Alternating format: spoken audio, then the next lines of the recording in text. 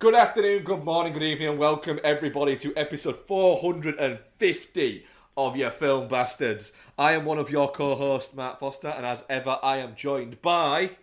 Becky Foster. Hello, everyone. And...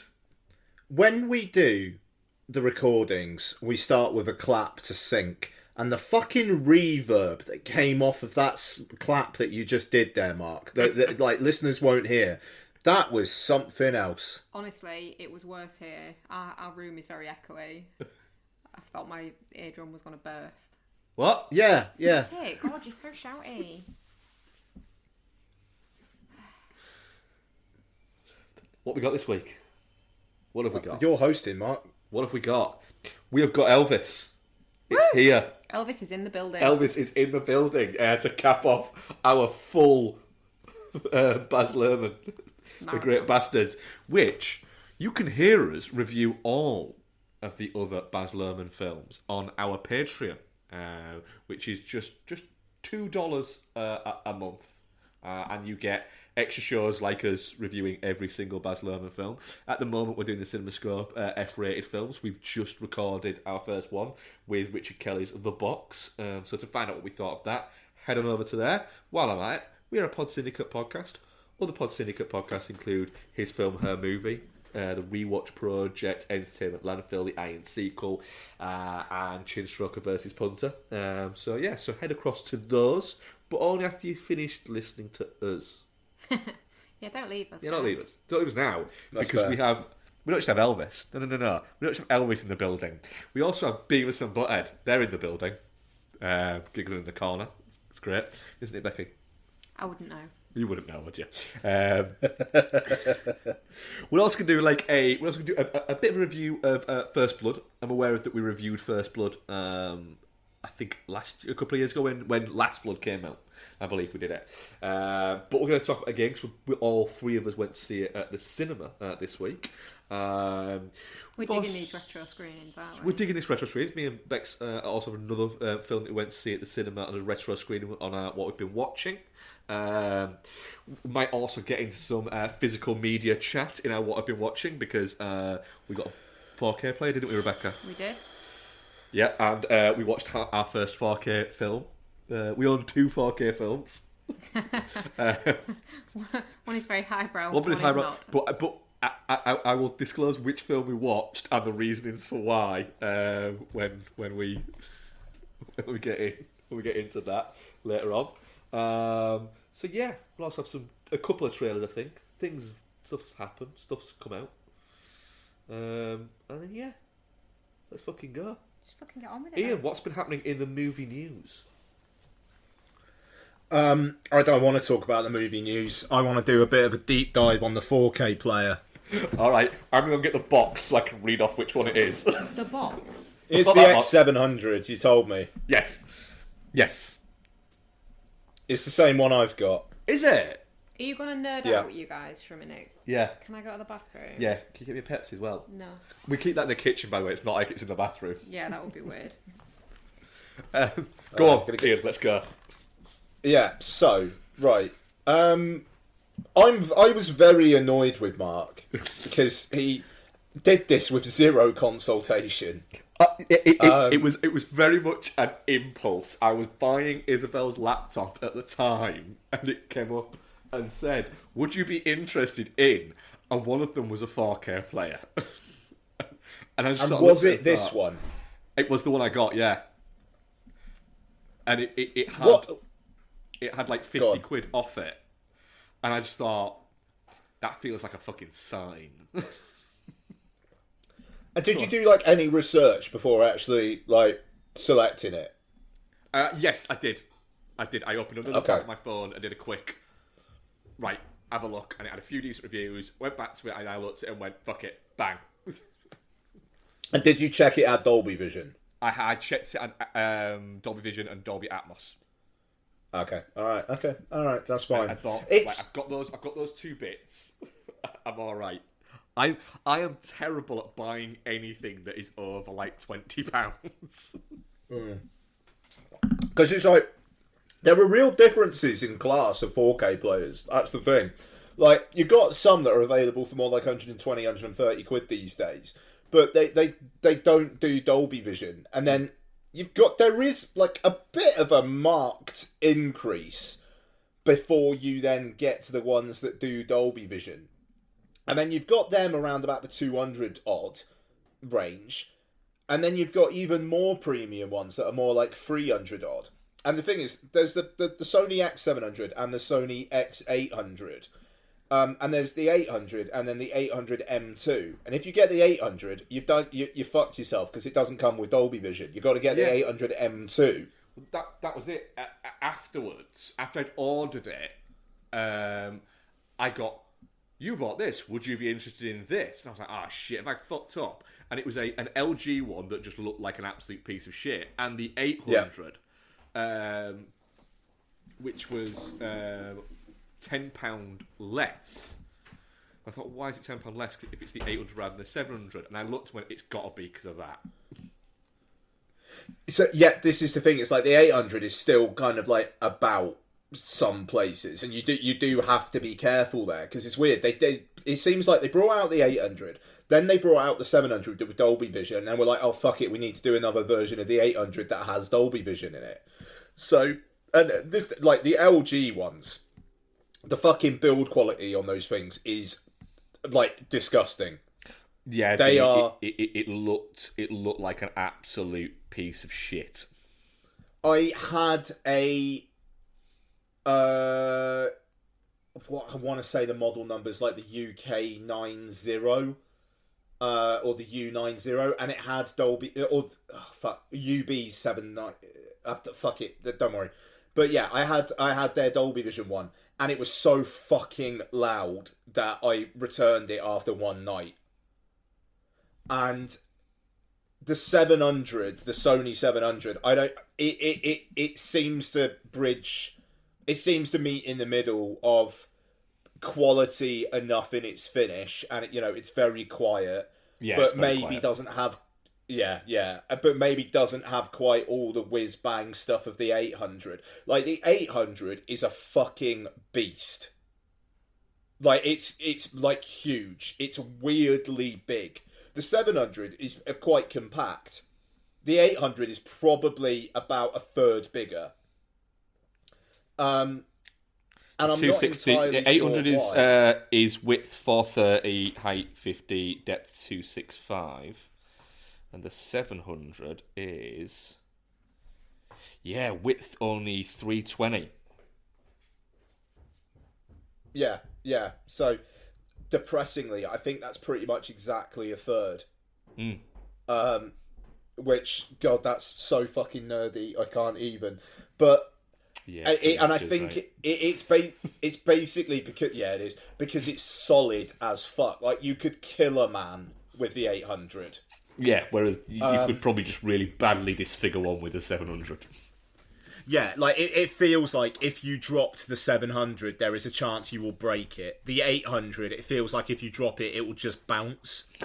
So, it's very exciting. And with the 700 as well, if you press display while it's playing, it will show you what the bit rate is of the image at that time. And I fucking love that shit. Does it? Yeah. Oh, it's nice. Yeah, I'm very happy with it. I need to slightly adapt the TV unit we've got, because we have a homemade TV unit, to actually incorporate it into it a little bit. So currently it's underneath the TV unit there. But yeah, so I got that and then realised I had one 4K, which was that Ian bought me, that was the Ron Howard film Inferno. And just stop there for a second. So, Mark WhatsApps me the other day, and we were talking about all this, and he's like, because I don't want to watch, like, I thought you'd murder me if my first watch was the Da Vinci Code, and I was just like, you got the Da Vinci Code on 4K, like physical, and Mark's like, yeah, you bought me the trilogy. At which point, I fucking spiraled. Because not in any fucking way did I remember buying Mark the Da Vinci Code trilogy on 4K. I was searching Amazon, I searched Zavvi, I couldn't find shit. I'm talking to Donna about it, and Donna's just like, yeah, well, you do drunk buy shit quite a lot. Wouldn't be surprised if you just did that and completely forgot. But, no. I bought Mark Inferno on 4K because I think it was like £6, and I know he liked Inferno. I do really like Inferno. I am looking forward to watching it on 4K. Yeah, and it will look like shit. Probably. But I can't wait for you to watch it. And I thought I bought you Mother on 4K as well. Did I not?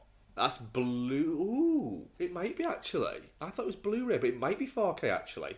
Well, we'll find out, won't we? Because we're going to watch it soon. Where is it? Go find it. It's in my loft. You just like hid it completely out of sight when it arrived. A little bit, yeah. But that won, didn't it, on our Patreon? Yeah, it did. Yeah, we're covering Mother. Yeah, so I've got to watch it. What I will say there is, if it's not the 4K, which I think you're right, I think it might be, I will buy the 4K. I'm fairly fucking sure I bought you the 4K. You did, yeah. But yeah, so instead I bought Tenet because I thought that'll give me a good indication on what the difference is between a 4K like streaming version of something and a 4K disc version of something. Kind of feel, even if you don't talk about Tenet the film now, how was the image? Well, I think Bex is coming back now, so I'll wait and let her. I'll tell you when she gets back with headphones on, so she can confirm that this is what happened. So we're just talking about the fact that when I set up the 4K on Saturday, and then we put in Tenet to watch, didn't we? Yes. When it started and the Warner Brothers logo came up, I audibly went, fucking hell. Didn't I? You did, Yeah. yeah. 4K of Tenet looks very nice on iTunes. It looks very nice. But Ian is completely right. Disc is a different level up. It is 4K from watching films in HD and then watching a 4K of Tenet on iTunes. It is a noticeable jump up. The disc version is another noticeable jump up. It's so fucking crisp. It's so defined. You know, I think that I'm wondering how much of that is the fact that Tenet is shot on film. Mm-hmm. Could have an impact on that. For sure. Yeah, I'm looking forward to delving more into this. I've sort of decided I'm going to have a curated sort of selection of 4K films that I'm digging this idea. You're not keeping them on my bookshelves. I'm not about. I don't even need to have them out on display. Just to have them to watch them. Yeah, it's quite nice. It's a nice thing to hold. I've been saying this for years. Yeah, but yes, to be fair, you have been. Yeah, sorry, but I don't want to go down that rabbit hole. I miss our wall of DVDs. I don't, because it wouldn't fit with the aesthetic that we have, and we don't have a spare wall. I miss it though. Yeah, but yeah, I like the physical aspect of putting a disc in and bits like that. It's nice. It's quite comforting. Yes. I genuinely want to slap you right now. Why? Nothing. Why? You with your fucking digital library that I've been arguing against. I'm for also the whole time. liking the idea of going into randomly going into HMV and picking up Escape from New York on 4K. Mark, they don't sell that anymore. They sell Funko Pops, T-shirts, books, and vinyl. Well, I can do my Funko Pop look that I do every time I see Funko Pops. Well, just checking for that one for Ian. Yeah. Oh shit! What? So basically, anywhere where we go, where there's Funko Pops, and we went to a car boot, didn't we? We did. On Sunday, and quite a lot of stalls had like Funko Pops on. They did. No matter where I go, if I see Funko Pops, I always check to see if I can find, and I will probably never find it. No. But it's the holy grail. And if I do find it, I will pay whatever that person wants or whatever that store wants. Okay. If I walk by a collectible store and see it in the window and it's £300, my brain's going, "You're paying it." I don't care. What the fuck is? Okay, all right, fine. It's the Paul Feig Funko Pop. Oh, for fuck's sake! All right, yeah. I mean, don't worry too much. If you ever find the black and white Alfred Hitchcock, then we're talking, because that fucker is impossible to find. I will keep an eye out for that fucker as well, then. Yeah, absolutely. Fucking Paul Feig, yeah, that's a one. Yeah, so I can't believe it's the same 4K as you've got. Yeah. No, I mean, it's a good player though. It's a good player. Yeah. So yeah, I mean, like the Panasonics are pretty good. The LG ones, the build quality is just fucking horrendous. So yeah, I think you've done yourself okay with the Sony. Nice. So that was it for film news. That was the movie news. Yeah, I enjoyed that. Had to be done. Yes. There probably will be more nerd chat over the coming months of my 4K journey. Oh, Becky, strap in. Now I know that you can. So what do you do to bring up the bit rate? You press display on the remote while the film's playing. Well, that's getting happening next time I watch something on it. Hell yeah.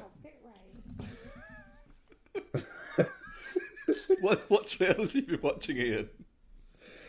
Oh man. New trailer for Resurrection, starring Still My Beating Vagina, Rebecca Hall. Actually, a little bit of movie news. Bollocks everywhere. Terrified at new casting announcement for Dakota Johnson's Madam Web, with Emma Roberts joining it. What did you say, Becky? Bear in mind, Ian can also say what I said when Ian announced this news to me. Becky, when I told you that Emma Roberts had joined Dakota Johnson in the Madam Web film, what did you say? Oh god, your cock's going to explode. Yep. Yeah. Ian, what did I message the group chat? I think my dick's going to explode. It wasn't it? So my balls are going to explode. If they fight, my dick's going to explode. Yeah, if they fight, my dick's going to explode. That was it. I mean, it is just like turning into ridiculous casting where it's like the film could be as shit as it probably will be, but like red-blooded men, men and women of all sorts of persuasions will find some sort of reason to enjoy that film. Just fucking ridiculous. Sydney Sweeney, who I think is in Euphoria, has been cast in it as well. The thing is with her is I think she's young enough that I would actually feel like a dirty old man. With Dakota Johnson, not so much. There's only 5 years difference. I got a chance. But one that always looks really bored. Yeah. What, Dakota Johnson? Sydney Sweeney. Sure. Probably. I don't know, is it? Maybe we need to look. What else has she been Google in? Sydney Sweeney. I'm sure nothing bad will happen there. The White Lotus, Handmaid's Any Tale. films? Night Teeth. Not seen it. Not quite old enough to be her dad. The Voyeurs. I've seen that. I've still not watched that. I've actually heard ridiculously good things about it. I've suggested it a few times. Yeah, she's the main girl in The Voyeurs. Oh, we'll give it a go. No, she was in Under the Silver Lake, was she? Oh, she's not that. She played Shooting Star in that. She was in Once Upon a Time in Hollywood as well. Fair play. But yeah, so anyway, trailers. Resurrection, yeah. Rebecca Hall seems to be suggesting a little bit more than the first trailer. We'll see. Heard comparisons to Possession, which the trailers still isn't really letting on about, but we you know, let's see what happens there. Yeah. Trouble in Paradise. George Clooney and Julia Roberts coming together for what just looks like an insanely fucking generic looking rom-com. Yeah, Awful, it's an odd one. That two actors, you know, what's George Clooney's made like one film in the past 7 or 8 years, and that was that Netflix one from a couple of years ago. The World's Midnight End Sky. One. That's the fucker, which is actually all right. I think we all kind of quite enjoyed that. I think. Yeah, it's all right. But yeah, this feels a little bit like, I don't know, like they've gone, look, we'll give you 10 million quid each and it'll be like a big holiday. I feel like they're both rich enough that they should have said no. Well, George Clooney's incredibly rich. He sold like his vodka company, was it, or something like that? Oh, did he? Yeah. Well, it was... Oh, fucking hell, that was it. Right, I'm gonna have to pause a second. I'm gonna have to pause this for a second. Rant incoming. Okay. Or update on somebody who's becoming a genuinely despised person on this podcast. Oh no. Is it Dwayne The Rock Johnson? It is Dwayne The Rock Johnson, yes. Oh, okay. I thought it was the other one. That's good. All right, go on. Oh, who's the other one? Miller. Oh. Right, so this is a genuine post on his Twitter. It's a little video of him talking about his, what is it? Postcardio Gospel from number 54. Head over to Amazon now for their deal of the day. By the way, deal of the day is hashtagged and he's added Amazon for our Zao energy drink. 30% off all Zao flavours. Number 1 fastest growing energy forecast, 1 billion valuation. Love you guys, thank you. Sip yours out. He's just a billboard at this point, Right, isn't he? I don't mind him shilling his energy drink, but then bragging about that it's going to be worth $1 billion is just a little bit. Is this all you are now? He's just a tacky man, isn't Yeah, he? you're basically QVC for your own products. Yeah. It's like there's nobody there going, maybe don't constantly shill everything. Yep. Sorry, I saw that and it annoyed me. Okay, but carry on. Yeah. Tickets Paradise. I'm watching it, the trailer for it, and I'm going, do you know what? I know at some point I'm going to watch this because I like rom-coms, and it's from the director of Mamma Mia, Here We Go Again, which is an undeniably great film. You hate Julia Roberts? Yep. Right? I don't like Julia Roberts, no, but I find George Clooney quite charming. But I was watching going, do you know what? Do you know what would make this film better? If it was Emma Roberts playing the daughter. No. If it was Adam Sandler and Jennifer Aniston as the leads, it would just make it more entertaining. I'd go, yeah. I'm going to watch that because it'll be fun. And George Clooney is a funny actor. He's good at comedy. He is, yeah. But Julia Roberts has never been anywhere near as charming as people would like to think she is. No. So it just... It feels like already you're watching it and it already thinks it's better than it is. Yeah. Like, this is an elevated rom-com. Yeah. Are we entering that phase now? Look who we've got, Of guys. elevated rom-coms. Yeah. I don't need that era. No, we don't. Rom-coms are fine. Nobody does. You know, rom-coms are good. They're fun. Yeah, but horror is good and fun. Yeah, and that's yet we what I'm still saying. have elevated horror, don't Yeah, we? but that's what they're trying to go for. Is Yeah. elevated rom-coms. Yeah, they can fuck off. Yeah. See how they run. I actually think this looks really good. All right. Yep. It's, yeah. Yeah. I really like Sam Rockwell. Not so keen on Saoirse Ronan. I like Adrian Brody. It's got a real kind of what's his face vibe to it though. Wes Anderson. Yeah. I was watching it. I got about halfway through the trailer and thought, wait, this isn't the new Wes Anderson film. It can't be. It has got that vibe. I thought, then I thought it can't be. It doesn't. It's got a Wes Anderson vibe, but it doesn't look nice enough to be a Wes Anderson film. Yeah. Oh. Sorry, weird bit of breaking news. Ooh. Just because of fucking how relevant it was to what we were talking about earlier on. Cameron Diaz is going to be starring with Jamie Foxx in a new Netflix film, Back in Action. Here we were respecting her for knowing her limits and stepping away. Yeah. Oh, God. To be directed by the guy who directed Horrible Bosses, Seth Gordon. Nearly 10 years away from cinema, but yeah, why not? I'll be in a Netflix film with Jamie Foxx. Is it a remake of the Billy Banks and Roddy Looney Piper? Tunes Back in Action. Back in Action, Oh, or the right. Looney Tunes Back in Action? Let's see if there's any detail on what it's about.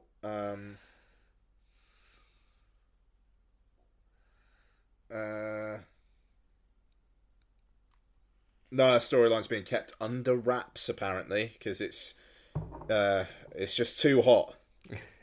Too hot for us all to handle. Oh, just stick to surfing, Anyway. Cameron. What other trailers have we got? I think that might have been it for me, actually. I am looking forward to see how they run, though, I must say. If Knives Out and like the Kenneth Branagh Poirot films are meaning that more people are going to do murder mysteries, then so fucking be it. Yeah, they can often be quite fun. I'm okay with this. Yeah. Yeah. Even with its Wes Anderson vibe. Yeah, it looks. It's not Wes Anderson, so it's fine. I'm usually Saoirse fine. Ronan in a hat. Yeah, I'm usually fine with Wes Anderson films until I actually start watching them. I'm not fine with them. Yeah. Yeah.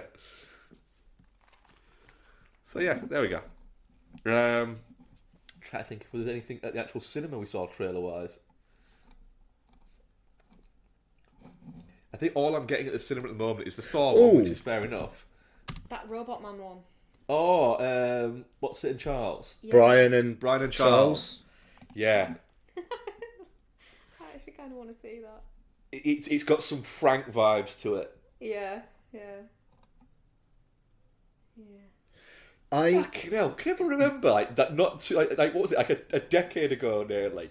That fucking Michael Fassbender, being the hottest actor around, was in a film called Frank that was a kind of tribute to Frank Sidebottom, and he just wore a big hat, big head, papier-mâché head for the entirety of it. Oh, is that what I never watched that. It's a good film, Frank. good movie. It's a really good movie. Sure. No, genuinely it is. I'm not saying it's not. Stop accusing your husband of lying to you, Becky. I actually didn't. I just said sure. Right, what was the one you got in? You were about to say one. I saw what was to me a new trailer again for Nope. Yes, it is a new trailer, isn't it? There were two that I'd seen previously, like the teaser from like maybe it might have even been last year, no, the Super Bowl, and then one from like maybe a month ago where people were saying it is giving away too much about the film. But this one was different, and it literally had a shot of them trying to like capture the footage or whatever using an IMAX camera. And it was just like, and this film's been shot in, parts of it has been shot in IMAX as well. And I'm just like, it feels like Jordan Peele is going to be doing what I think is going to be some really fun meta shit in this. And I am so annoyed that it's coming out over here 2 or 3 weeks after the US, because I'm fucking sure it's going to be spoilt for us before we get to see the fucking thing. Mm-hmm. And it was supposed to be coming out the same day over here, and then Universal pushed it to August the 12th. I just don't understand why. Very, very annoying. Yes. Yeah, it's a bit weird, that, actually. Yeah. Right, should we review a film? What should we review? Let's go. Elvis is directed by Baz Luhrmann, written by Baz Luhrmann, Craig Pearce, his frequent writing partner, Jeremy Donner, and Sam Brommel. Stars, who's in it? Austin Butler as Elvis, Tom Hanks as Colonel Tom Parker, Richard Roxbury's in there, David Wenham's in there, of course he is, Cody Smith-McPhee turned up, which surprised me. And yeah, a bunch of other people. What's it the story of? Well, it's the story of Elvis, or more to the point, Elvis's relationship with Colonel Tom Parker. It kind of focuses as much on that as it does on the general Elvis biopic that is there, but done in Baz Luhrmann's Bazzy way. I would say on that one. What? In what? His Bazzy way. Bazzy way. Yeah. Bazzy. Yeah. So Baz Luhrmann appeared to have his own title card before the movie, at the start of the movie. Love it. Yeah. It did make me go, oh. He can do what he fucking wants. Because it said truth, beauty, and love in the middle of it, and it made me vomit a little bit. Yeah, and a life lived in fear is a life half lived. Yeah. It's just a load of Luhrmannisms. Fair enough. Did it say everyone wears sunscreen? I played it about that the other day. It's a good jam. It is. Becky. Elvis. What did you think? Oh, actually, before this, are any of the three of us big Elvis fans? Not yet. Not particularly. Because I'm not like a huge Elvis fan, but I am an Elvis fan. Yeah. I'm not one of the nutters that goes on like a fucking pilgrimage to Graceland or what is it? But I have had frequent Elvis periods, haven't I? Yes. Yes. Anyway, Becky, Elvis, what did you think? I don't think I've not recovered fully from it yet. Yeah, it's Good not recovered or bad not recovered? good not recovered. I'm gonna get heavy into Elvis. I've been listening to the soundtrack on repeat for like the last few days because we couldn't see it until today. Really, could we with the other stuff that we had to go see? And it's been killing me a little bit. So I put the soundtrack on, and the soundtrack's fucking amazing. And I'd kind of thought, with Elvis having such an iconic voice, that they would have gone the Bohemian Rhapsody route with the singing. And then I was like looking through the track list, and there's a load of Austin Butler tracks on there, and I was like, what the fuck? And he sounds like Elvis. Like there's when you actually listen to it as a song rather than in the context of the film, there's little bits where it kind of slips, but I mean definitely not enough to be like unforgivable. But yeah, so I was very, very pumped when we went to the cinema to see it, to the point where I was like, shit, is this going to be a Prometheus moment? And it was not. From the fucking start of it, where the Elvis like title card comes up, I was in. Yeah, not being a big Elvis fan, you don't know an awful lot. I don't know how accurate it is or anything like that, which obviously if it isn't and there's big Elvis fans, they could get pissed off at it, but I'm not one of those people. So it was just it was just fucking immense. I just fucking loved it. The tone of it, going from I said this to you in the car, didn't I? The sort of young, clear-eyed, naive kind of Elvis that was just like naturally happened to be really talented, to this like broken, trapped man at the end. The tone shift is believably gradual, and you kind of go along on that emotional journey with him. Austin Butler is magnificent as Elvis, and the it's weird because I was talking to Isabel the other day because we were listening. I was forcing her to listen to the soundtrack as well in the car. I was explaining like how subversive the whole Elvis thing was at the time, and it's like now we're like, it's just like rotating his hips a bit. So the video for Anaconda exists. What was the big deal? But at the time it was like white singers especially just stood on stage, didn't they? And I guess it's like it's easy to sort of know that that's the case and how subversive it was and like what a big deal it was. But I think this film does a really good job of portraying that, like the hysteria in the crowd and stuff like that, and how good he is at just kind of bringing that same kind of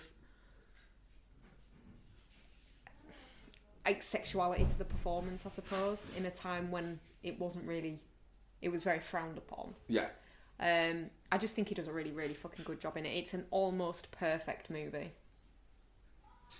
The one fly in the top of the soup is Tom Hanks. But other than that, yeah, it blew me away, to be honest. There's so many times, wasn't there, that I turned around to you just fucking grinning. Yeah, yeah, there was that quite frequently. Ian, Elvis. Yeah, so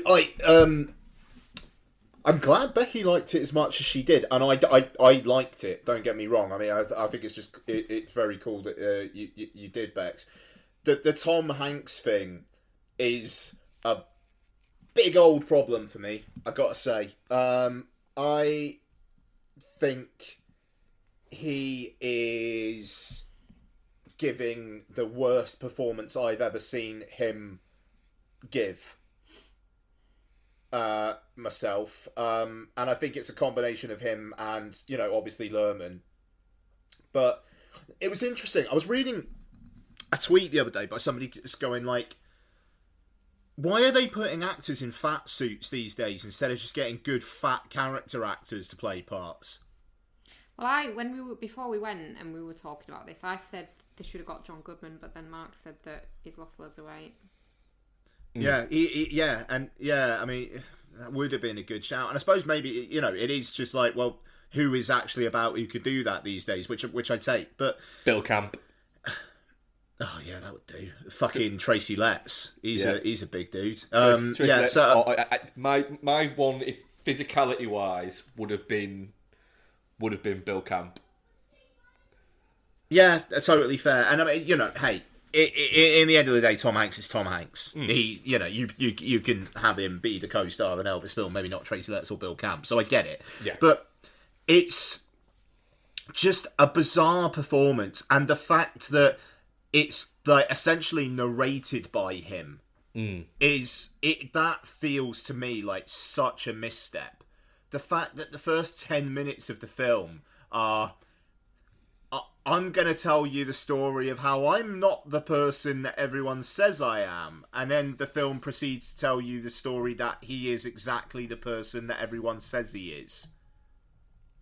It's fucking heartbreaking. I did not anticipate coming out of this movie feeling really sorry for Elvis Presley, like super rich, super successful guy.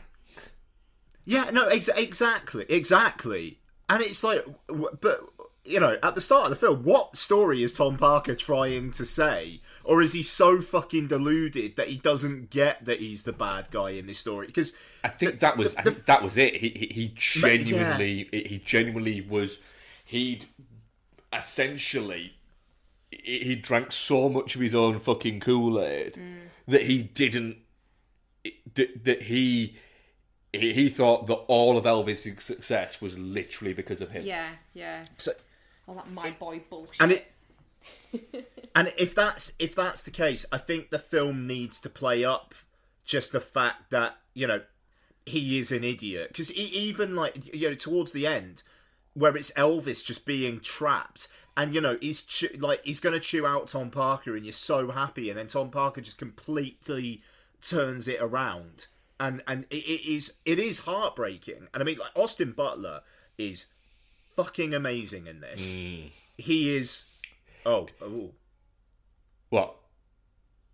Oh, are you agreeing? Oh yeah, Sorry, I wasn't too sure what that noise was. it's star making. Yeah, yes. Star making is exactly it.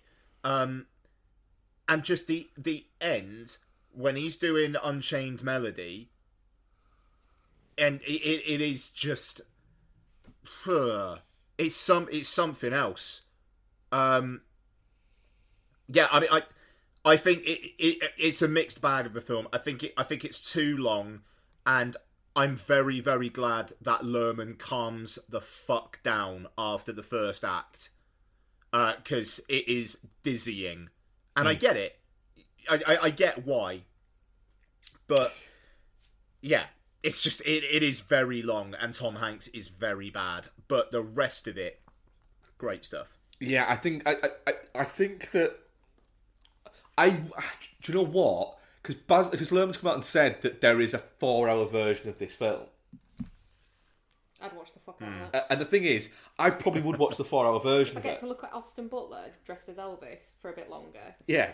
But as well, I enjoyed the pacing of it. I got the reason, because the opening, like you were saying there, Ian, the opening, what would you say, hour, is so frenetic, and it is so fast moving, and it goes and it goes and it goes. But I get it. The idea is that his life was frenetic.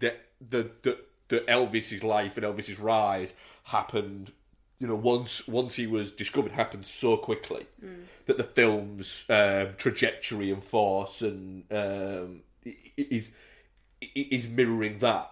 And I dig that about it, and then I dig that it continues to constantly be moving. The film only ever stops, and literally the camera only ever stops moving and goes static when it's something you have to pay attention that is important. That's like genuinely important that is happening to Elvis. So when his mum dies, it stops for a second, and it actually has static shots. When Lisa Marie, when Priscilla's leaving it, it stops. When he has to confront his dad about everything, it stops.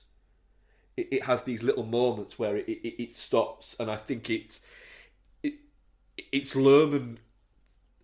I'm really glad for saying this. It's Lerman actually showing some restraint, and going, no, I'm not just trying to sell the whiz bang of Elvis. I'm trying to sell a little bit of the tragedy of it all, but also without getting into all of the gory details about it. Yeah.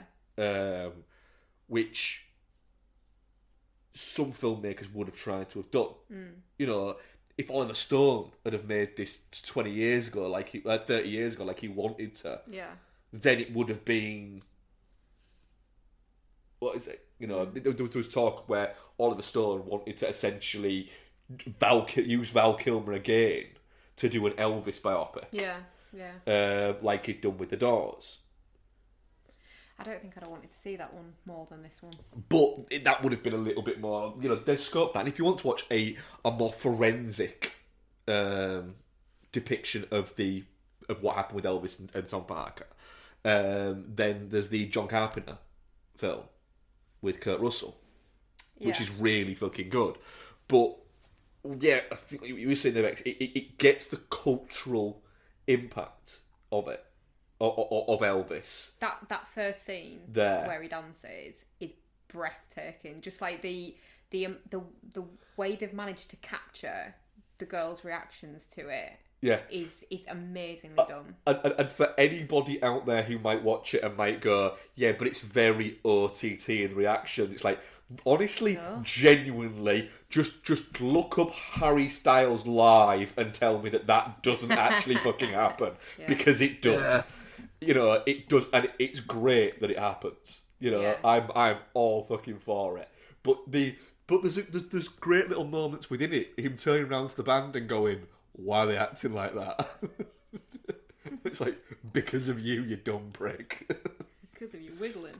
Yeah, and that's it. And but also as well that the film is at pains to show you and tell you without actually forcing it down your neck of going, look, he wasn't just a sideshow.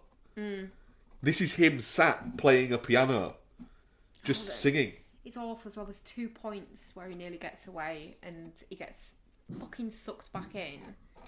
And you're watching it, rooting for him to get away, knowing that he doesn't. Like, what kind of music could we have had from Elvis if he'd got away from Tom Parker at that point, where those guys wanted to take him on a world tour? Like, what kind of career does that look like?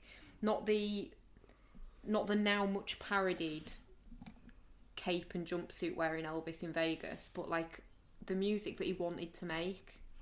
Well, that's it. There was and this might be one of those legends that is not true.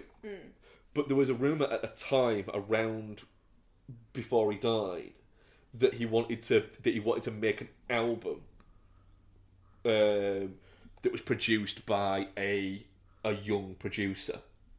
Yeah. And that he wanted to do something a little bit different. And the rumour was that the young producer that he was talking about at the time was David Bowie. All right. This boy was a huge Elvis fan. And if you talk, almost all musicians from the 70s, the late 60s and the 70s, all refer back to one person of Elvis. It was Elvis. Yeah. It started. Yes, we know that Elvis was influenced by a lot of these blues singers, but they were just, quite simply, for the wrong reasons, they weren't getting put on TV. Whereas Elvis fucking had appeared on your TV and it was insane. Yeah. And Lerman gets that across, but then gets across the more tragedy elements of it. Without I cried. You at the did end cry, of yeah. this film. Without kind of also, and which you could argue is a little bit like, yeah, but Elvis wasn't exactly all good. There was a lot of womanising and a lot of... I think it touches on the womanising and stuff, but without dwelling on it. Yeah. That's not the story that we're here to tell. No, that's it. That's not the story they're here to tell. It was a celebration and an exploration of one element of his life. And yeah, Austin Butler is fantastic. He's a Oh my fucking God. star maker. Any red-blooded female or gay I man or whatever that goes to see that movie and doesn't get a little bit flustered by some of those scenes. I think I got a little bit flustered by some of those things. Yeah. That bit about what does he say about feeling things that you don't know whether you should feel good about feeling.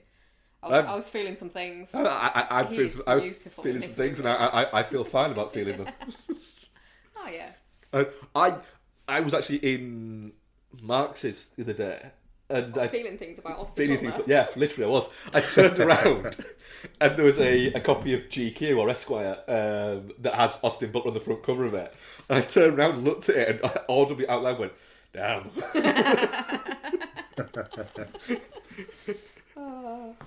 Yeah, because he's a strikingly handsome man. He is very striking. Yes. Yep. But not so much, like, sorry Austin, but not so much when he's not dressed as Elvis. No, Like, he's blonde, isn't he?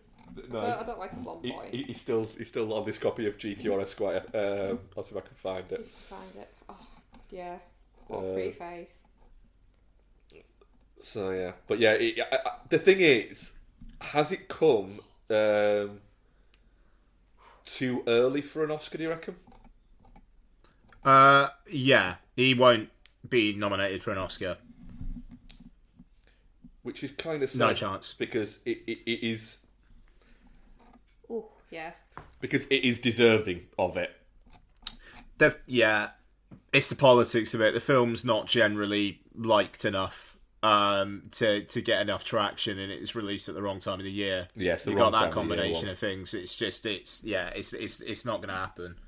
But I mean, like this coming out at this time, it's not an awards play; it's a box office play. Yeah, that's it. They've gone for summer, like that in between superhero movies, summer blockbuster vibe. And I mean, like now, like Austin Butler's going to be in Dune Part 2, and he's this even people who don't like the film are saying, yeah, but Austin Butler's fucking amazing. Yeah.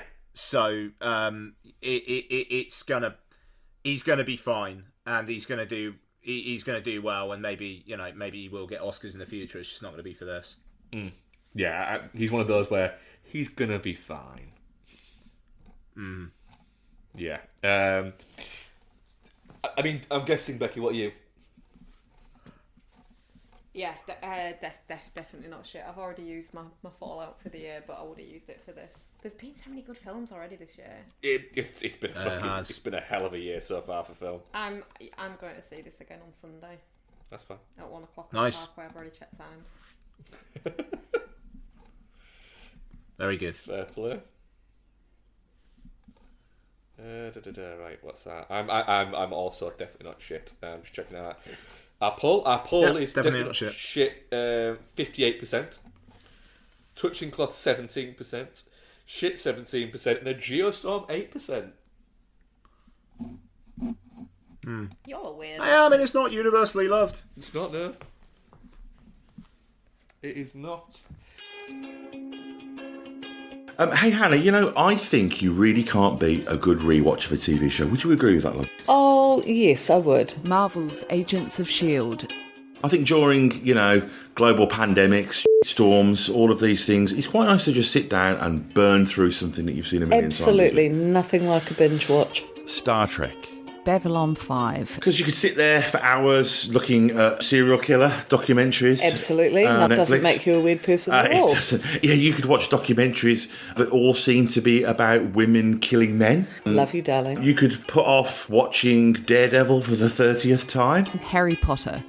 But really, you can't beat immersing yourself in the warm jumper of a rewatch of a show or a franchise. A beloved franchise. Lord of the Rings. Twin Peaks. From VHS compilations recorded off television, with the ad breaks, cut out of course, to DVD box sets of Sex and the City and, I don't know, Smallville.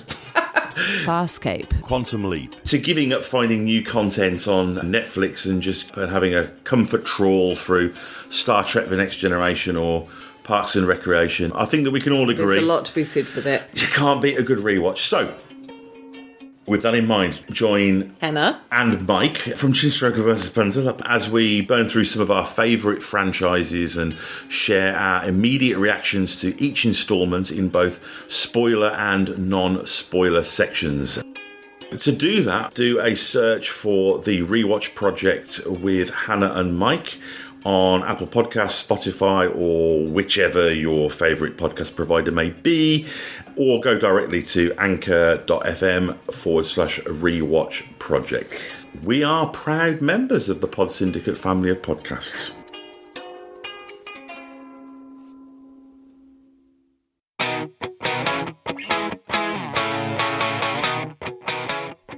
Have you ever wondered what so-called family films will scar your kids forever? Putting 4 and 5-year-olds in front of this movie, it's like, if they didn't know what death was before this, they're going to know it after it. They're going to know it after it, and they're going to be freaking terrified. And they're going to be questioning you. Yeah. Or do you have the slight suspicion that your loved one has a cold, dead heart?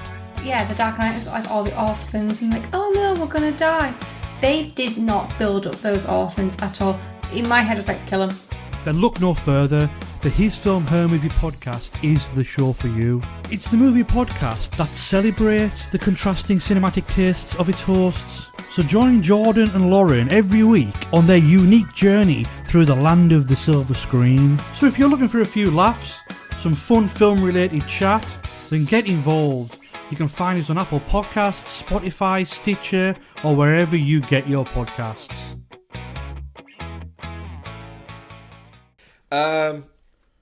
Right. Ian, you didn't watch this, did you, Becky? No. Could you get me another drink then? No. God, you thirsty little bitch. I am a thirsty little bitch. You're talking about Austin? Yeah, it has. It's got me all wet and now I need to replenish the old... Yeah. Beavis and Butthead Do the Universe. It's directed by John Rice and Albert Caleros, written by Mike Judge and Lou Morton. It is the return of Beavis and Butthead, who are voiced by Mike Judge, and has a few other voicing people within that there. So, what is the story? Well, in 1998, Beavis and Butthead are accidentally at the science fair, and they accidentally set fire to the science fair by using a Kickmaster 3000 to kick Beavis in the crotch. And then the judge sentences them, instead of to kind of juvenile detention centres or anything like that, no, he sentences them to space camp, where they accidentally end up being on a space mission because they get really good at docking part of the a telescope because they think it looks like a penis going into some kind of orifice. Yep. Ian, Beavis and Butthead do the universe. Go on then. Yeah, I mean it's very funny. It's very funny. Yeah. The white privilege section was fucking incredible. Get out of our way, we have white privilege. It's okay, we have white privilege. Yeah, we just found out about it too. It's really cool. And just the way that, like, when they're explaining it, and then that one white guy is like, "No, I've got this," and then starts explaining white privilege to them. It's just, yeah. I mean, it's just this mix of fucking stupidity, but also, like, you know, just clever stupid stuff like that. Yeah. And just the Siri Serena stuff and how far they go with that. But they just keep going with it. Yeah.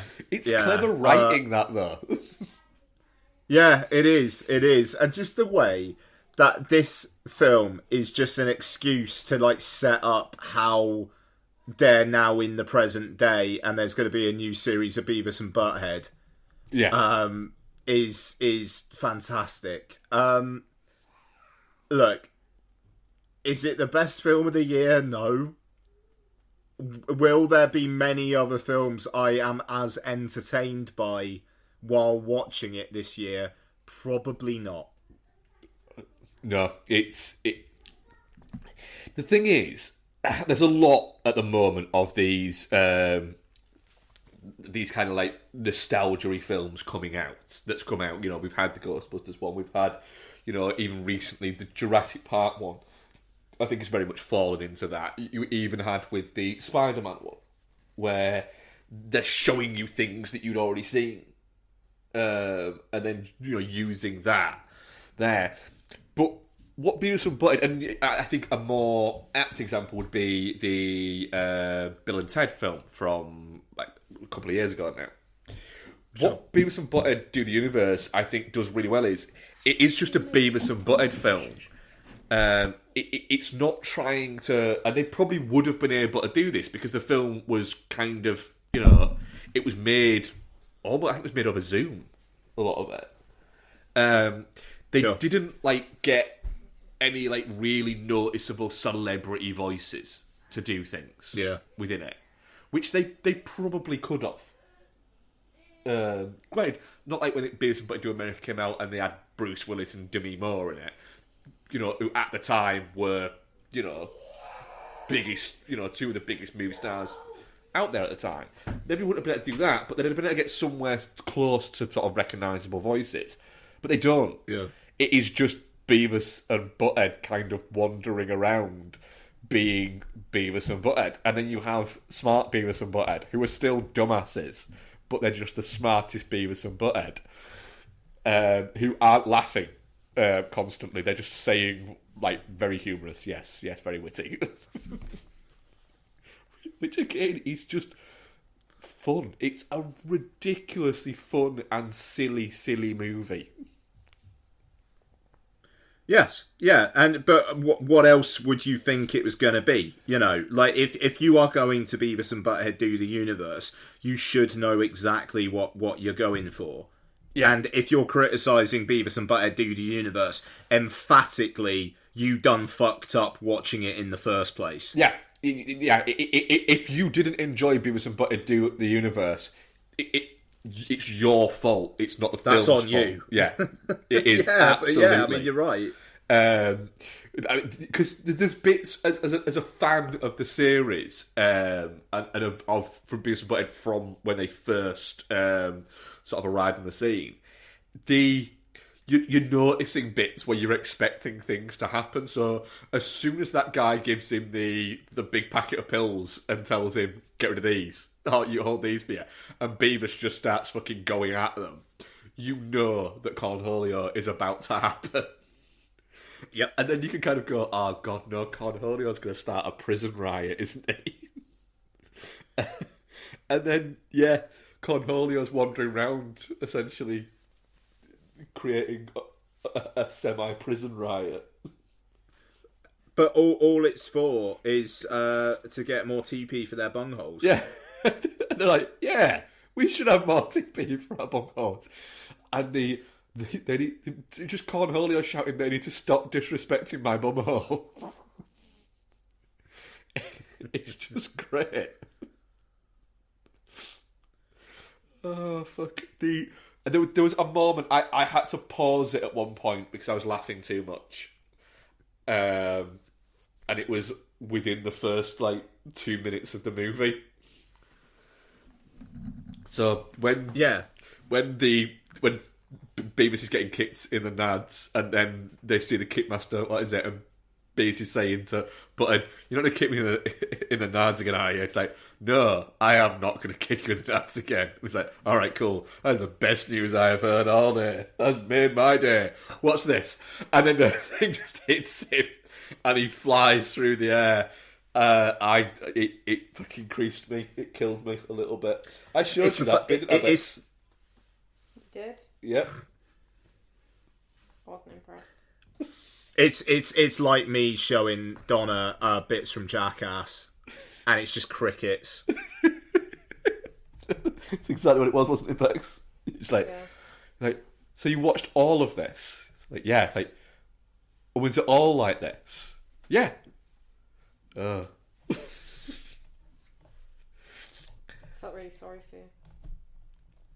Honestly, I have been vastly underwhelmed by Paramount Plus. But new series of Beavis and Butthead, yeah, that might be worth $6.99 a month. It absolutely is not worth $6.99 a month. You can have it if you get rid of Netflix. It's a maybe. So you're saying there's a chance? Yeah, it's a really fun film. I love the opening credits. The fact that for no reason at all, it's them in 3D, doing Star Wars, but talking about how space sucks, and it's over really quickly. Yeah, Yeah, I don't know. There's not too much to say about it other than it's really fun, and you'll know if you like it or not. Yeah, that's it. Our audience poll. Definitely not shit. Yeah, definitely not shit. I mean, in some years it might even sneak my top 10 based on pure nostalgia. But this year's a pretty fucking rocking year so far. It's a pretty great year. Yeah. And we're only just over halfway through it, so I'm already predicting that the 10 that I do at the end of the year, I think all of our 10s at the end of the year might be the strongest 10s we've had. Yeah, very much agree. It's real difficult to narrow it down to 10.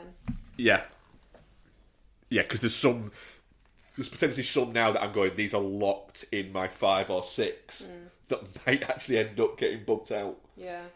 But our audience poll, definitely not shit 40%, touching cloth 20%, and shit 40%. Miserable bastards.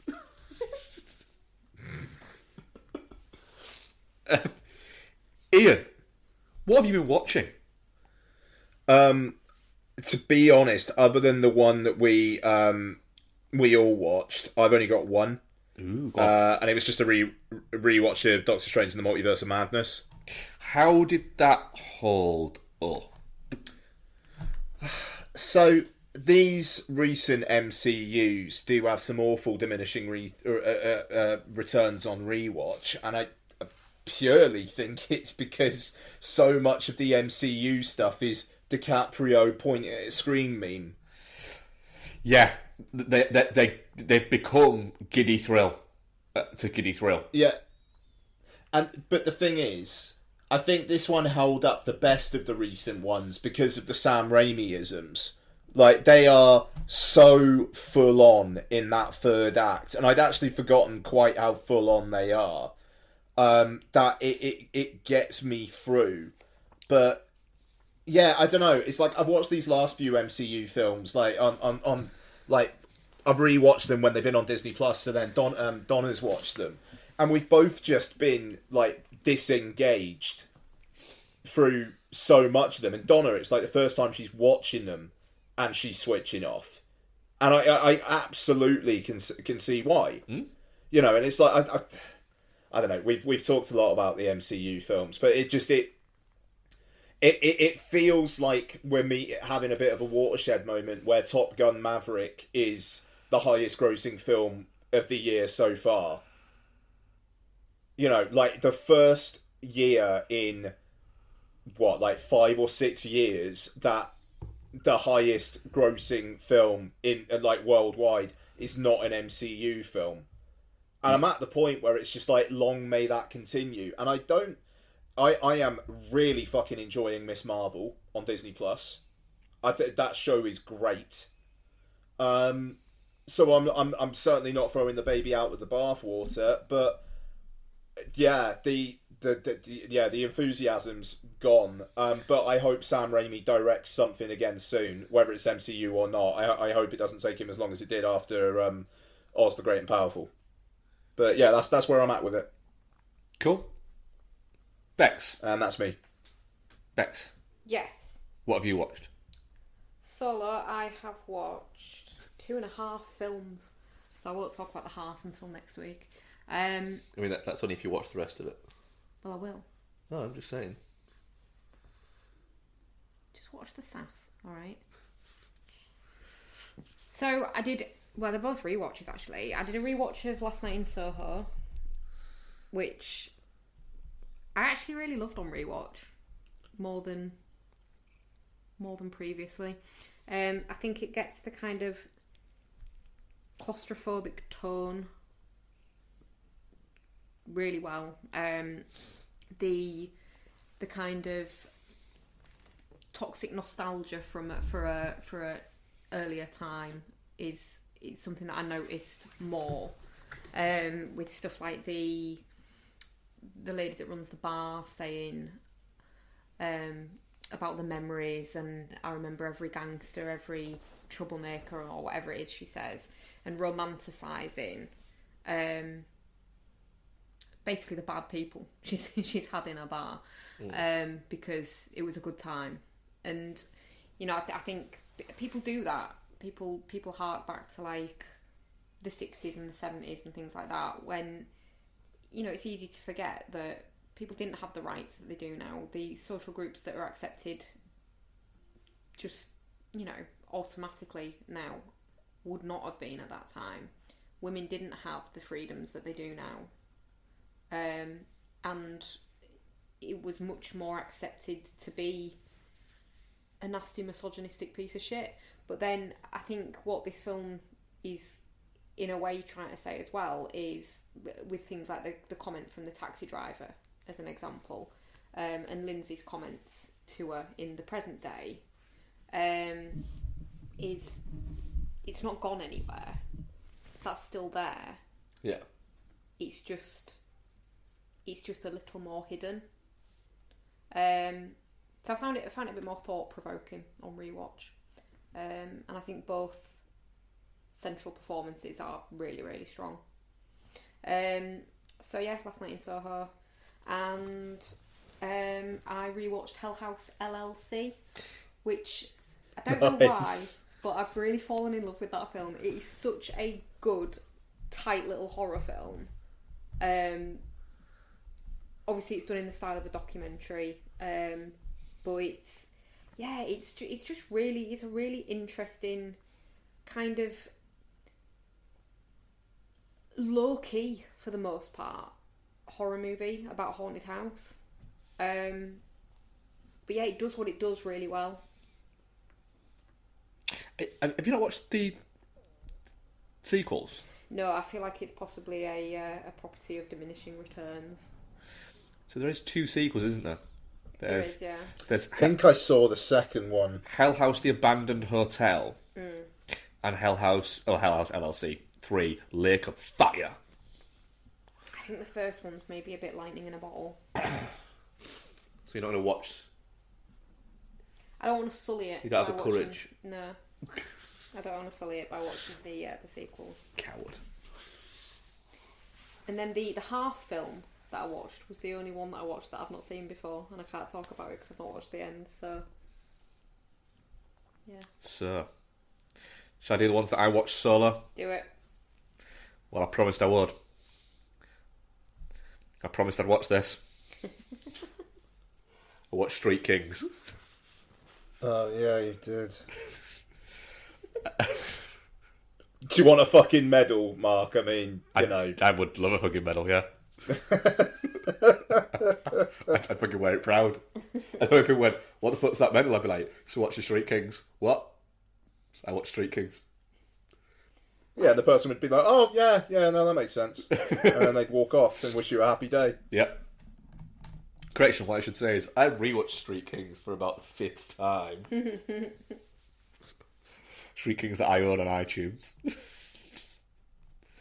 Street Kings is a good film. I don't care what people say. Yeah? Yeah. And not like Sabotage, where I'm actually kind of painfully aware of the fact that it's not that good. But I don't care. To the point of where one of the things that I genuinely love about Sabotage is that actually the whole central plot of it doesn't make sense, because how would they know they stole the money if all the money got burned? Yeah. But yeah, I actually think that Street Kings is actually a really good version of this type of film that came out in, like I was saying, the post-training day. Happening there. Keanu Reeves playing a bad guy is quite cool. I don't know if I'd be comfortable with that. You know, he playing a like an alcoholic badass cop who is there just to essentially be the guy they send in to do the nasty shit that no one else will do. Yeah, I know you told me I had, but I don't think I've watched this. Well, I'll watch it again, don't worry. I'll make sure you're around next time. Yeah. Yeah, you done fucked up there, Becky. You should have really not said anything. Is it really bad, Ian? It's a Mark film. Oh, okay. Chris Evans is good in it. Who you think is like the guy who's there to investigate him, and he's like the like the clean cut guy who he's going to bring him down. And it's like, no, he's not actually. He's just as bad. It's just he's not had the years of experience of how to do these just as bad things. But yeah, I have a lot of fun with Street Kings. Forrest Whitaker playing the badass fucking like lieutenant as well is fun. Yeah. Yeah. It's Forrest Whitaker in fucking fucking chewing form. But the thing is with Forrest Whitaker, when he's in that form, he fucking sells it. It's really fucking, he's really fun in it. Yeah, I had a good time with that. And then after I finished watching that, the little bar at the bottom that says other films you might like. I was like, I fucking might like these. Was the Kurt Russell film Dark Blue? Oh yeah, they're on Shelton. Yep. Do you know who wrote it? Yeah. Fucking David Ayer. Yeah, he did. Yeah, of course he did. Yeah. Based on another James Ellroy book. Like Street Kings is based on a James Ellroy book as well. Have you ever seen Dark Blue, Ian? Yeah, like back in the day, I couldn't tell you a thing about it. Yeah, it's not as good as Street Kings, I can tell you that. But it's it's a film made in 2002 that's set in 1992 against the backdrop of the Rodney King officer who beat Rodney King, the trial and the waiting for the verdict of that. And Kurt Russell plays essentially a very dodgy cop. And he's at the start of the film, you've got Scott Speedman is essentially up against a board that are reviewing the fact that he shot a suspect and should he have used that force, and it's deemed that yes, he was okay using it. Well, the whole thing is actually a cover-up. It was Kurt Russell who'd shot the guy and not Scott Speedman. But like Kurt Russell, Scott Speedman and Brendan Gleeson run this dodgy part of the LAPD. And Ving Rhames is playing a captain who's trying to kind of take them down with his partner, played by...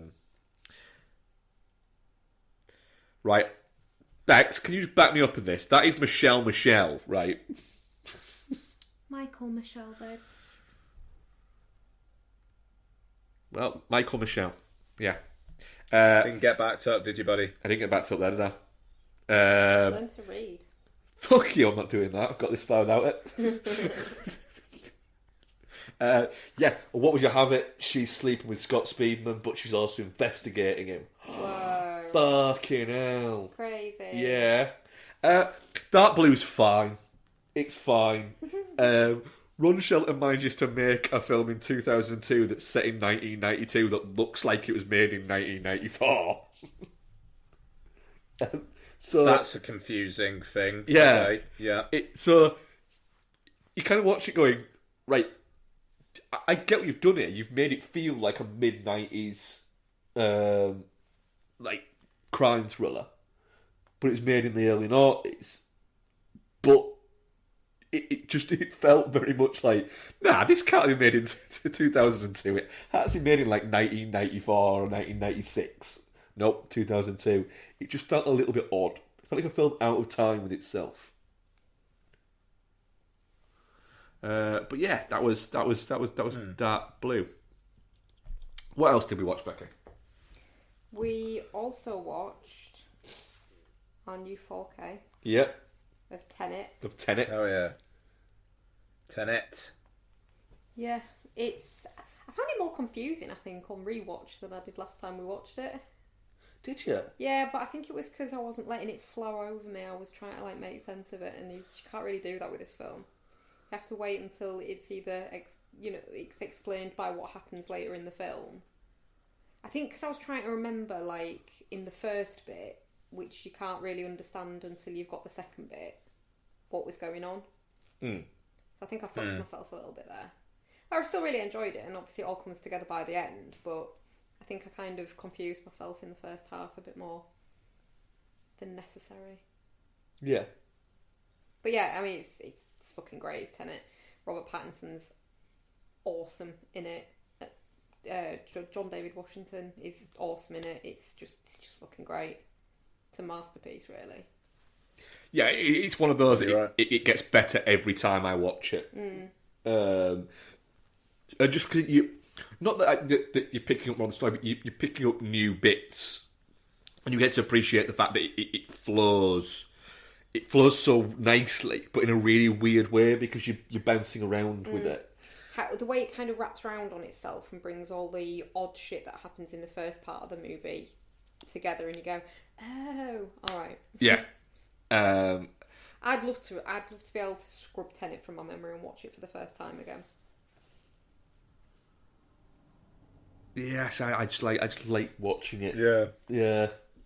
But like as well, But like you don't get the whole like, oh my fucking god, he was fighting himself.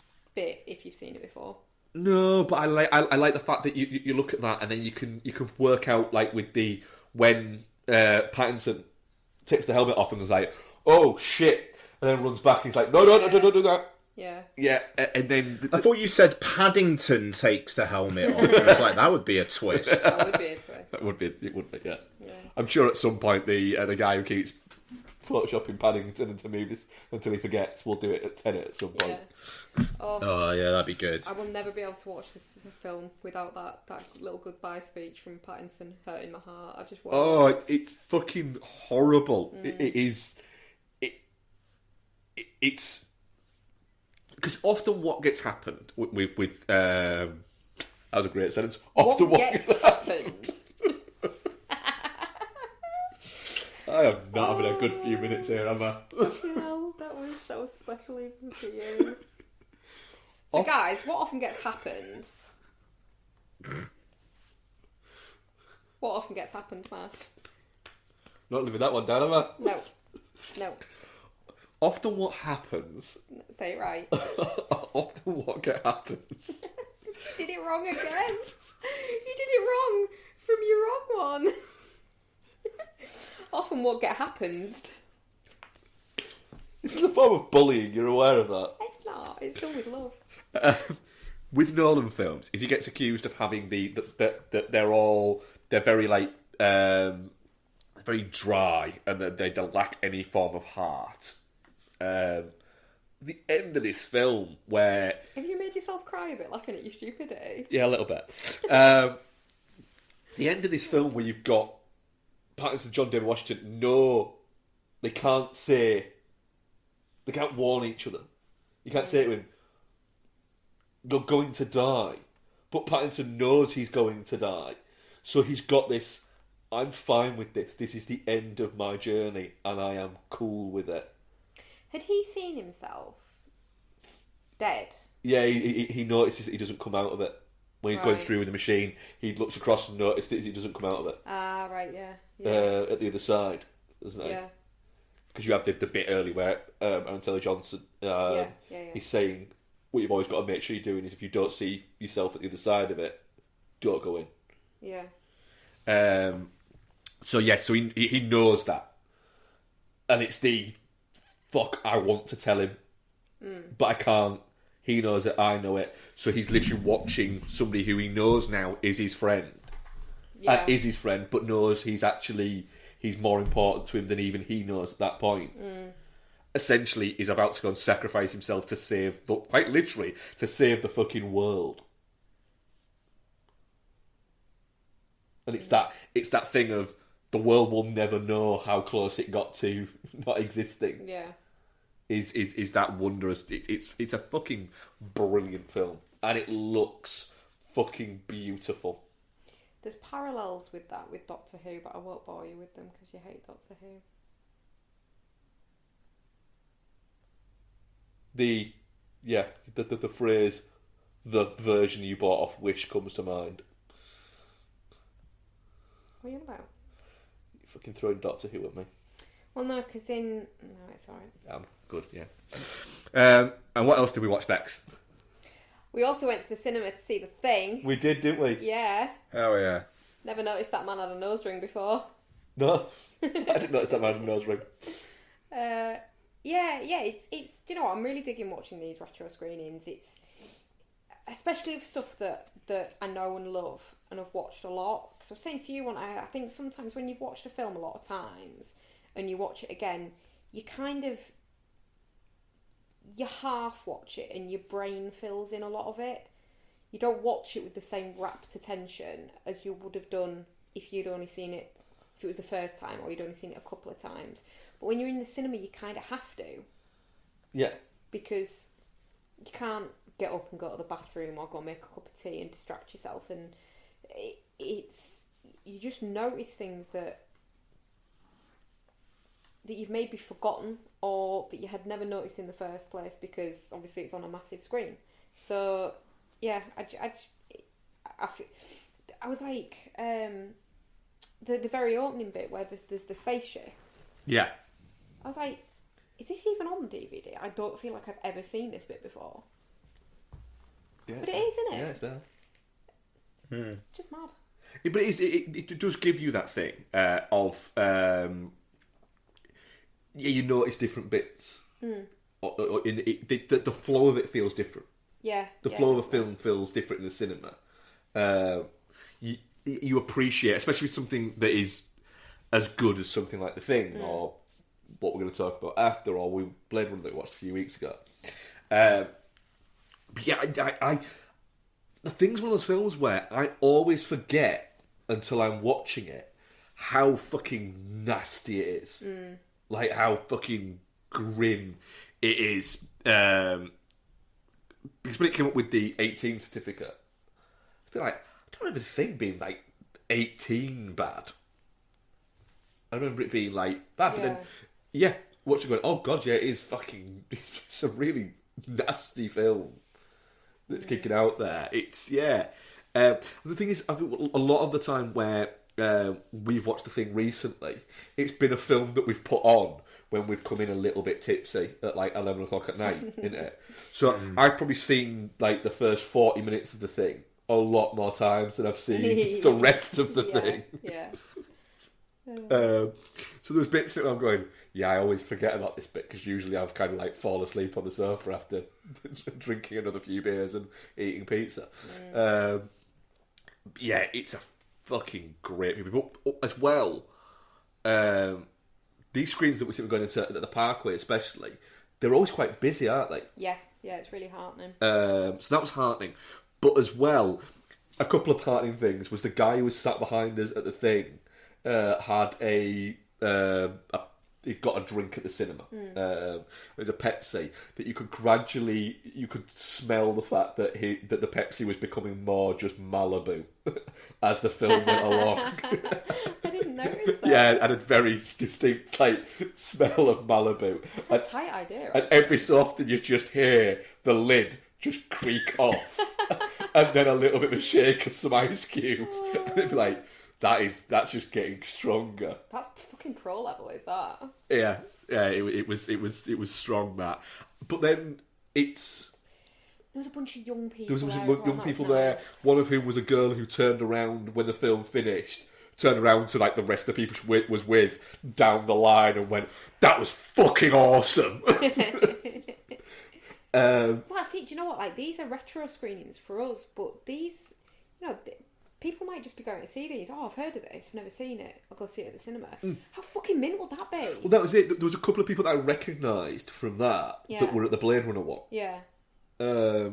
So I'd quite like to have gone seen I'm doing a U. Wow, yeah. Gone to see.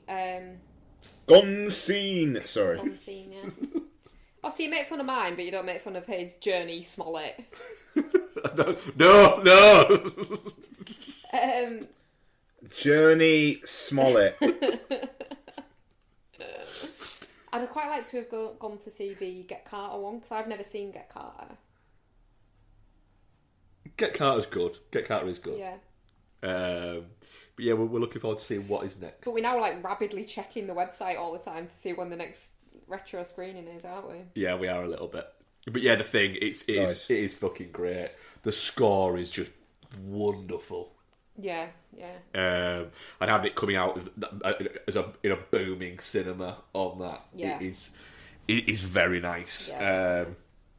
Talking about a booming score coming out on a cinema. Can I just say before we get into this, I don't think they did as well with their screening of this as the Parkway have been doing with their retro screenings. No, the Parkway make a big deal of them, don't they? They do, yeah.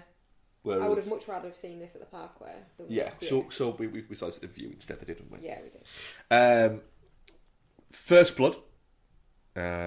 Obviously the first of the John Rambo films. We all saw it at the cinema. Ian, at your screening, was it weird? Did you get a BBFC card? Or was it weird? No, it was just a big 15. No, we didn't even get that. It just started. It literally went from... it didn't have trailers. It literally went from adverts to a Mario Casar production. So I literally It wasn't a BBFC card. It was literally just a 15. Like a massive 15. And then the Studio Canal Company logo kicked in. I'd quite like that. I'd have dug that. That's what they should have instead of the BBFC thing. Yeah. Right, Ian.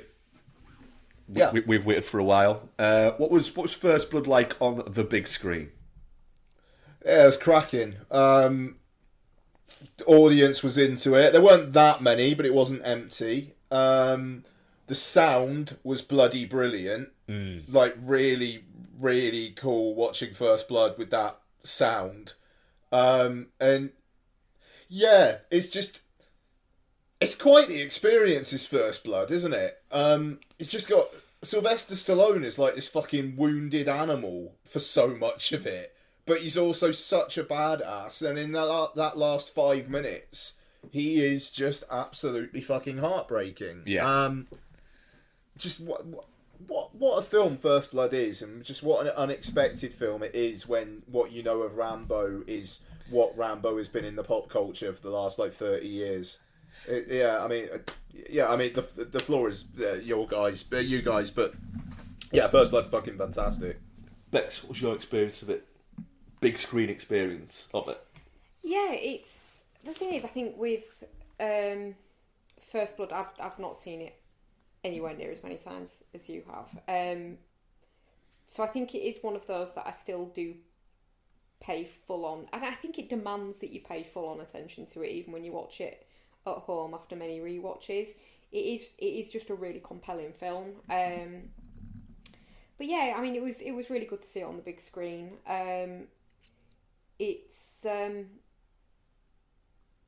It always clips along a bit quicker than I sort of remember it doing. I was saying to you when we came out, wasn't I? Like the whole like Weekend Warriors section. In my head, that's a really long section. In reality, it's over really quickly. But I think because there's kind of a suggestion that getting all these people there and mobilised is such a big operation and has taken a bit of time, that I think you kind of mentally add that process.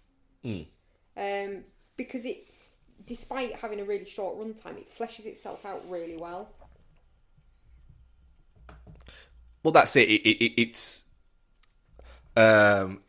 telling a very... the story's not a big story. It's actually quite a compact story with it. You know, it's the... It is, but it's talking about real fucking big issues at a time when probably they weren't being addressed widely. At 82, there wasn't really, you know... PTSD wasn't a wide... PTSD wasn't a thing. It wasn't. I don't think it was recognised at that point. It wasn't even... People being fucked up from seeing shit was recognised, but not as a psychological condition. And it was still a bit of a, you know, you'd had people, you know, only a couple of years earlier with The Deer Hunter. People were literally protesting outside that movie. Yeah. Because of its depiction of, you know, the hardships of people coming out of Vietnam. Why were people protesting that? It's a big thing because people were saying it was still within people's memory. You know, now it's seen as a long time ago. It's not that long ago in the grand scheme of things. It was a nasty little war, and a lot of people did, arguably horrific fucking things. But as a percentage of the people that went there, that will have been really low. But you think, like you say, you've got this. There's this whole weird flow to the film. Not weird flow, but there's this whole flow to the film of the fact that he's had the moment where the realisation that he's the last of his friends. Yeah, of his unit, yeah. That are alive. And then, you know, he's walking through a town that is wonderfully called Hope. And all he wants to do is just stop and just get something to eat. Fucking burger, yeah.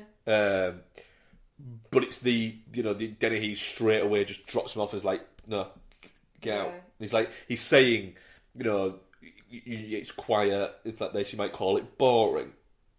And that's kind of exactly what Rambo wants. Yeah. And it's what he runs to in 3 and 4. And even 5 to a different extent. He wants that kind of life. He doesn't want that, but it's it's what they represented at the time. The thing is, as well, like they make him out to be like this horrible vagrant drifter. He's not. He's just walking and processing the fact that he is the last out of the group of people. He's just like trying to get his fucking head straight. He's not doing anything bad, is he? It's not like he's going through towns in the dead of night and breaking into places and shit like that. He's just walking. Yeah, but the film does quite well to establish that he's a good guy, with the fact that when he's talking down with Barry's mum, he gives her the photo and he straight away is like, I'm really sorry. And it's that, but then... and his little happy face when he gets there. Yeah, and then you get the snap.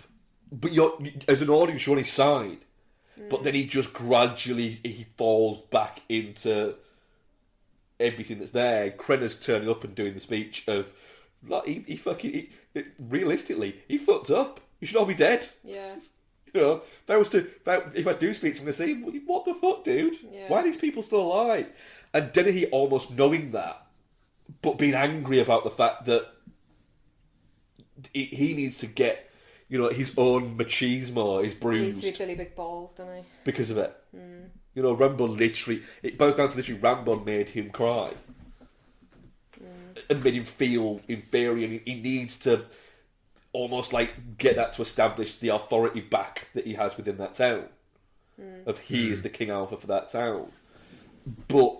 And Krenner's just... I hated him so much more watching it in the cinema than I ever have at home. That is one big difference. Yeah, but you've got Krenner just explaining to him, you can't comprehend this. What you essentially have unleashed upon it. Yeah. He isn't just a soldier. He isn't just a Green Beret. He is the elitist level of soldier you can get. Yeah. He will tear this town down to get to you now. The thing is, as well, like you're watching it when it's a rewatch, and I'm assuming for everyone listening, watching it would be a rewatch. But when you're watching it and it's a rewatch, you're watching that section where he drives him out of town and then goes back after him when he goes back in to just try and get a fucking burger or something, and you're just watching it going, just let him get some food. Yeah, you could sit with him. You could sit with him. Yeah, and then drive him out. But then the moment, the thing is, I think you were saying this, Ian, or alluding to it. There's a moment where the film kind of takes you by surprise and snaps, where he's saying, "Look, it's over," and you have think nothing is over, and then he just breaks. And then you've got, and Krenner is, because Stallone is fantastic in that, at the telling this story, just this incidental story. Yeah. That it's that, and it's just like no one would help me.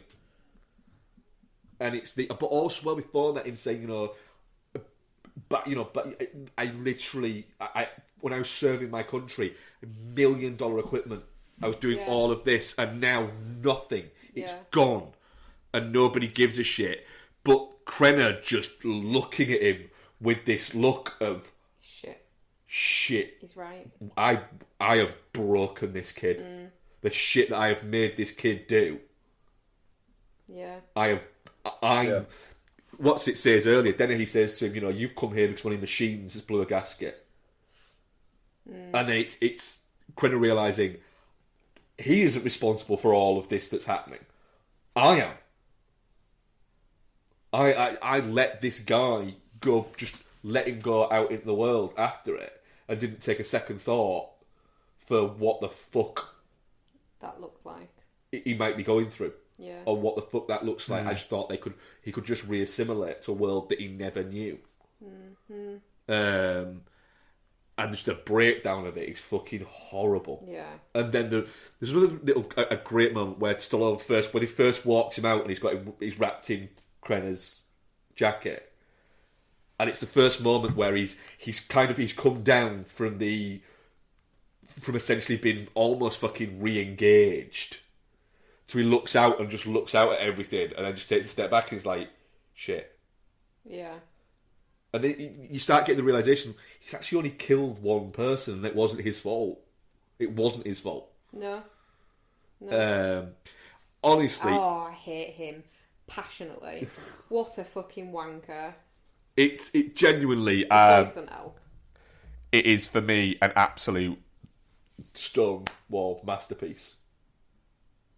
Yeah. It's if Apocalypse Now didn't exist, I'd be saying it's the greatest film of all time. Oh my god. What? No, it's not movie related. Oh, R. Kelly's sentenced to 30 years. Wow. Yeah, so that's First Blood.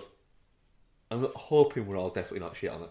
Yeah, yeah. 100%. My word, yes. Yeah, I didn't put out a poll because I didn't want to get angry with our audience. that is the genuine reason why I didn't put out a poll. But we do have some questions. Al Pacino was considered for the role of John Rambo but turned it down when his request that Rambo be more of a madman was rejected. That's such a Pacino request, isn't it? Yeah, that is very Pacino. And Kirk Douglas was going to be Troutman. Oh, Troutman. Yeah. Apparently, Stallone still has the piece of canvas. Yeah, he does. Still has what is it that he made? And it was literally just, it wasn't like it wasn't made, he literally just started cutting up because he was cold. Lester genuinely got his nose broken by Sylvester Stallone during the escape scene. Yep. Stallone broke his ribs because the jump that you would see of Stallone jumping off the ridge onto the tree is actually Stallone. Fucking hell. And the bit where he hits the branch and goes, oh! He's actually Stallone breaking three of his ribs.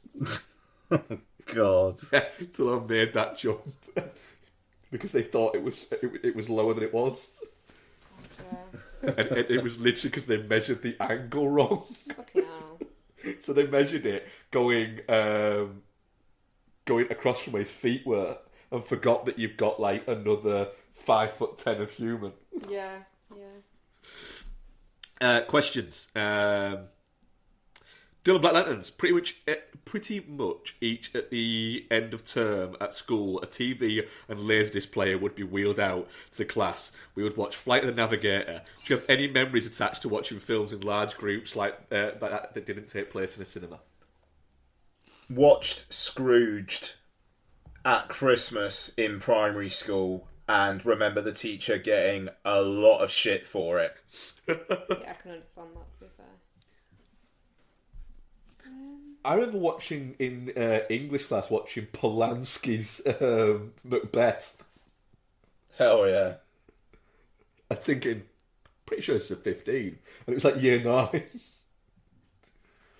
Yeah, but it's educational, isn't it? Remember watching West Side Story in a music lesson and saying to the music teacher, Mrs. Ward, as she went to put it on, making a joke and saying, what, I watched this for like the next 3 fucking weeks? And her looking at me baffled and went, why? Because it's really long? She's like, no, it'll be over before the end of the lesson. Thinking, what the fuck? She won't fucking bribe. Have you seen West Side Story? She's like, yes, of course I have. An hour? Have you seen a movie? Mad bitch. Yeah, she wasn't that bright. Everyone liked her because she was pretty though, didn't they? She was quite hot. I can't remember any specific ones. You know what? No. You must have watched at some point. Yeah. Like even on the end of term ones, we never really watched films. We used to just like play games, like educational games. That's fucking tragic. Yeah. I remember at an end of a so when I worked at Carphone Warehouse, when we did our training, we did like a week's worth of training. Like the last thing you did was like a little exam, and then you waited for like your results. You got called in a different room to give you results, to tell you whether or not you actually got a job or not. But because there was like 25 people waiting to get this information through, it took a while. And the guy who'd done our training just put on M. Night Shyamalan's The Village because he really liked M. Night Shyamalan's The Village. Fair enough. My favourite large-scale viewing experience would have to be the Twin Peaks one. That wasn't a cinema, yeah. Yeah. Yeah, that was cool. That was very cool. Oh, it was amazing. Like all the rooms set up with different bits from the show and stuff was great. Yeah, it was a full experience kind of thing, wasn't it? What else have we got? Andrew Jones, Baz Luhrmann getting to re-edit Australia in a big way. What films would you wish to see recut larger if some fantasy world there were more material? Elvis. I mean, that's just probably going to happen. Yeah. God, so many, but I can't think of a specific example. But there's so many films that you kind of watch and go, that has been edited to fuck. I want to see that as it properly is. But I can't think of any specific examples at this point in time. I'd watch a 5-hour version of Zodiac. Yeah, fair.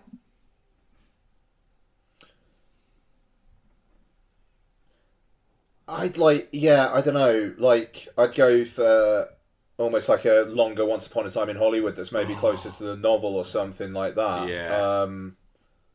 That would be cool. That would be pretty fucking cool, that. Yeah. I'd go, something like that. Something that you watch that you look at and go, I could just keep watching this.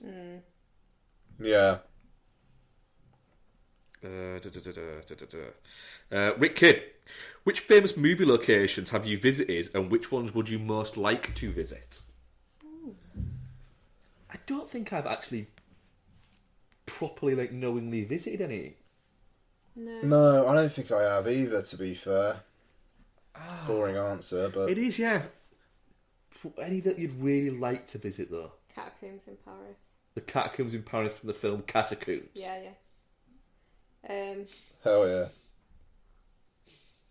Just because I really want to go to the catacombs in Paris and it's a good excuse. Fair enough. What's it? I mean, I'm going to be real cliche here, but the Amityville house. The Amityville house, the Exorcist stairs. Yeah. Venice. No. Not on that. Look for a girl in a red jacket. Not Greater Venice. Sinking. Yeah, a literal city that's fucking sinking. Fuck off. It's really sad, that though. Not going to do that. The Ghostbusters firehouse. Yes. Yeah, that's a good one. The sun from the film Sunshine. Yeah. The literal sun. Literal sun. Yeah. That could work. Ian, what we're covering next week?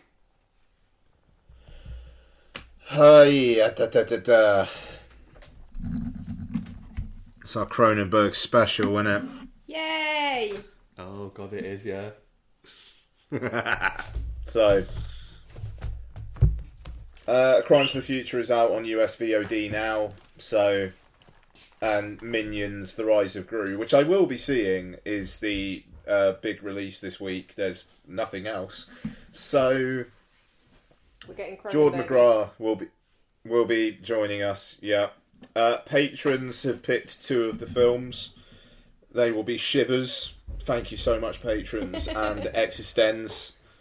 Thank you so much, patrons. We'll also be reviewing Naked Lunch and Crimes of the Future. Yay. So get ready for me to be really low energy and grossed out. You might really enjoy them. Yeah, might. Yeah. Yeah. So, Which strange things have happened at sea? Shivers, Existenz, Naked Lunch, and Crimes Naked of the Lunch, Crimes of the Future. Yeah. Which one are you least looking forward to? I'm guessing Shivers. Shivers. It's been so long since I've watched that. Yeah, I've not seen it. It's been so long since I watched Naked Lunch. I remember really liking Naked Lunch. I'm looking forward to rewatching Naked Lunch and possibly being able to maybe understand it a little bit more, but knowing that I'm not going to understand it as well. Nice. He's quite cool with that. Yeah, so that's it. We've got full-on Cronenberg. Yeah. So excited. Well, thank you very much for joining, Rebecca. Thank you very much for hosting, Marcus. And thank you very much for joining me, Ian. Thank you very much for hosting, Marcus. And thank you very much for listening, guys. Name. I want to say to you this, Becky, is anyone whose name is Mark with a C fucking hates being called Marcus. It's It's short for Marcus Aurelius. That's your full name. It's not my full name. It is. It has been for years. It's not my full name. I christened you when we went to Turkey. What, father to a murdered son, husband to a murdered wife, and he will have his vengeance in this life or the next? You know, I kind of want to watch Gladiator. I've been I don't mind rewatching Gladiator. I've been kind of thinking about you rewatched it like about 18 months ago or so, didn't you, Ian? No, I haven't rewatched Gladiator in fucking years. I wouldn't mind rewatching Gladiator. I might rewatch Gladiator at some point coming up. Yeah. What's up next? Is that available on 4K? It's not available on anything. We'd have to like... Physical media 4K it is. Is it? Oh. Yep. No, that's not part of your curated list. Fuck you. That's also not part of my curated list. What, fuck you? Yeah. Solid. So yeah. You're not... Get off Amazon, you're not buying it. I'm just seeing how much it is. How much is it, Mark? I don't know what she's hitting me. Ow. Stop nipping me. I'm not stabbing you now with my nail. Steady here. I'm gonna have a look at how much it is. I'm gonna have a look at how much it is on Savvy. She can't hurt me. $18.99. I'll remember Oh, it. what? Nah, you don't want to be paying that. How much? $18.99. For a bit of plastic? Or you can buy it for $39.99 as a double bill with Saving Private Ryan for some reason. Oh, I don't mind watching Saving Private Oh, Ryan. there you go. £19.99 each. What a fucking bargain. Yeah, it feels a little bit like I'm still getting ripped off there. Gladiator 4K. Let's have a look, see if it's... It is fucking... Yeah, man. There's just not many offers on at the moment. Yeah, it's $22.99 or what is it? On, Ooh. Ooh. The Oxfam store has it for $9.99. You can get... Oh, here's a collection for you. Oh, no. Gladiator's not even included in it. Never mind. Oh, dear. I wonder if CX have a... What the... How the fuck is it that expensive? It's bloody Gladiator. It's not even any, like, 2 for 30 or 3 for 30s or anything. It's just expensive. There's like a recent version that come out that we don't know about. What the fuck? No, man, this is straight up. I kind of wonder whether it's, like, out of print or something and it's just fucking expensive. Like those Steve Bruce novels we were talking about. Oh, fucking hell. So, I'll send you the picture, Ian. So, you know the cat keeps searching for random things on the laptop when it's in the cupboard? Absolutely. Definitely wasn't you looking for escorts, Mark. It wasn't. I would do it like a real man and look on it protected. In private. So this is what I found in the open search bar on Google. Oh, here we go. When I was setting the laptop up earlier.